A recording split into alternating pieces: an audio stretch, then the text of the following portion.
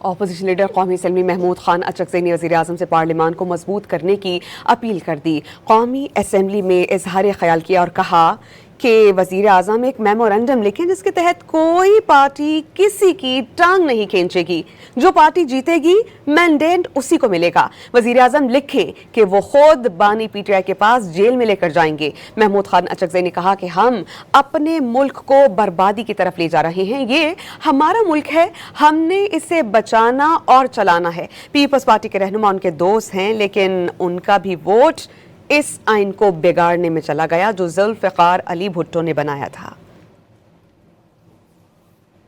Opposition leader قومی assembly Mahmood Khan Achakzai نے وزیراعظم سے پارلیمان کو مضبوط کرنے کی اپیل کر دی۔ قومی اسمبلی میں اظہار خیال کیا اور کہا کہ وزیر اعظم ایک میمورنڈم لکھیں جس کے تحت کوئی پارٹی کسی کی ٹانگ نہیں کھینچے گی، جو پارٹی جیتے گی مینڈیٹ اسی کو ملے گا۔ وزیر اعظم لکھیں کہ وہ خود بانی پی ٹی آئی کے پاس جیل میں لے کر جائیں گے۔ محمود خان اچکزئی نے کہا کہ ہم اپنے ملک کو بربادی کی طرف لے جا رہے ہیں، یہ ہمارا ملک ہے، ہم نے اسے بچانا اور چلانا ہے۔ پیپلز پارٹی کے رہنما ان کے دوست ہیں، لیکن ان کا بھی ووٹ اس آئین کو بگاڑنے میں چلا گیا جو ذوالفقار علی بھٹو نے بنایا تھا۔